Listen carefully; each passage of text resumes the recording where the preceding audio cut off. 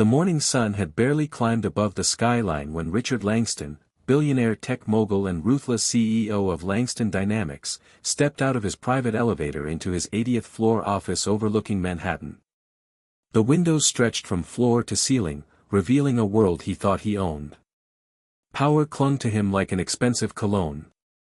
At 52, Richard had crushed competitors, sued charities that stood in his way, and buried anyone who challenged him. He was feared, envied, and utterly alone.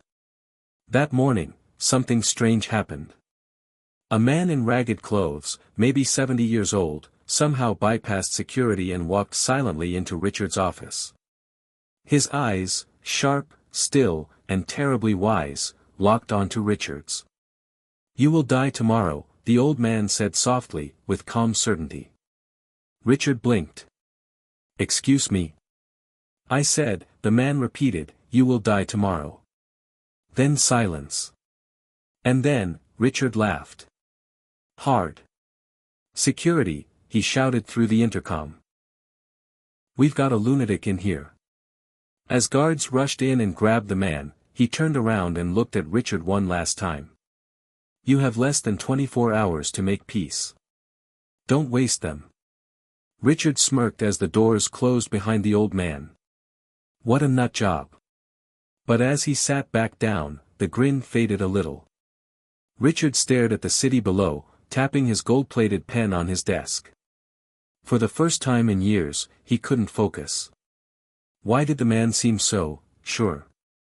He shook the thought away and opened his laptop. Contracts, numbers, stock prices. Everything was thriving. But the face of the old man kept reappearing in his mind. His voice. That cold, calm voice. "You will die tomorrow." It echoed now, louder than the traffic below. Richard's life looked perfect on the outside, but behind the marble and glass was rot. His daughter, Emily, hadn't spoken to him since her mother's funeral. Richard hadn't cried at the service. He'd left early to catch a flight. His brother, James, had once co-founded his company. But Richard had forced him out after a disagreement and sued him into silence. And his late-night companions? Transactional, temporary, empty. The mansion was silent every night. No laughter. No footsteps. Only echoes. That night, Richard couldn't sleep. He poured himself scotch after scotch, but the anxiety gnawed at his soul. At exactly 3:13 a.m., he sat up in bed gasping. He had dreamt of a funeral. His own. No one had come. Just a priest reading an obituary out loud in an empty hall. In the dream, he stood by his own casket and heard the words. "Here lies a man who had everything, except love, forgiveness, and peace." The next morning, June 5th, began with Richard canceling every meeting. He locked his doors. He sat by the window, pulse racing. He called his private doctor, who assured him all tests were fine. "You're in perfect shape, Mr. Langston. No signs of anything fatal." But nothing could shake the fear. Not logic. Not science. Not money.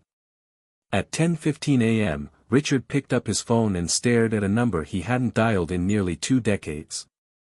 His daughter's. It rang 4 times. "Hello," came a cautious voice. "Emily, it's Dad." A pause.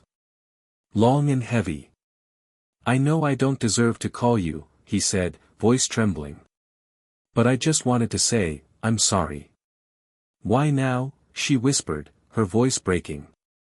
"Because I might not get tomorrow. And I need you to know. I regret everything. Missing your prom. Not being there when your mom was sick. All of it." Tears rolled silently down Richard's cheeks. "I forgive you, Dad," she said softly. "Just, come visit sometime.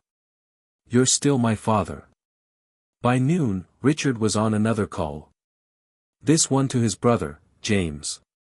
He hesitated, then said simply, "I was wrong. About everything." James didn't speak for a while. Then quietly, "That's all I ever wanted to hear."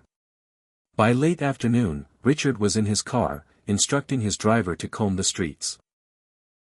"Find that old man. The one who warned me." After hours of searching, they found him in an alley near Central Park, feeding birds with breadcrumbs. Richard stepped out, dressed in a designer suit, but his eyes were humbled now. "You were right," he said. "I don't want to die." The old man looked at him. "You did die," he replied gently. "The man who stood in that tower yesterday, he's gone. You've been given a gift. Few get this warning. Even fewer listen." Richard knelt before him, shocked at his own tears. "What must I do?" The old man smiled. "Live.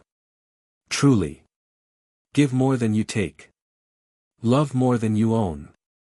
At exactly 11:59 p.m., Richard sat in his apartment, alone, staring at the second hand. He had written letters to people he had wronged. Transferred $10 million into charities. Even pledged a scholarship in his mother's name. Still, he waited to die. Midnight.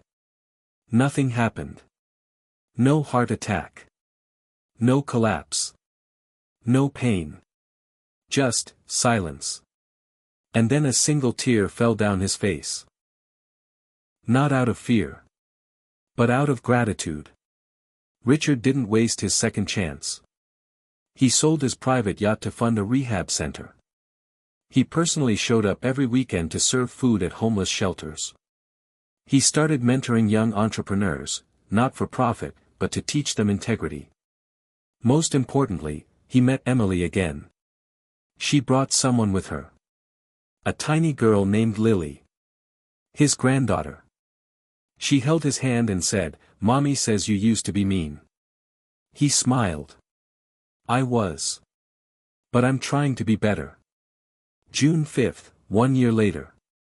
Richard celebrated not his wealth, but his life. He stood in a small community center that bore his mother's name.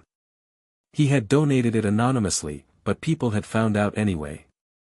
The place was packed, not with politicians or celebrities, but with people he had helped, single moms, veterans, teenagers, even a boy who used to sleep on the streets. Richard took the mic, voice steady. "I thought I was going to die a year ago," he said. "But instead, I was given life." That night, he tucked Lily into bed. "Grandpa," she asked, "are you scared to die now?" He smiled, brushing hair from her face. "Not anymore. Because I finally learned how to live." She nodded and drifted to sleep. And in the hallway, a shadow leaned gently against the wall, the old man. Watching. Smiling. He turned, walked into the night, and disappeared. We are all dying, the question is, are we living? True wealth isn't measured in dollars, but in hearts touched, forgiveness given, and love shared.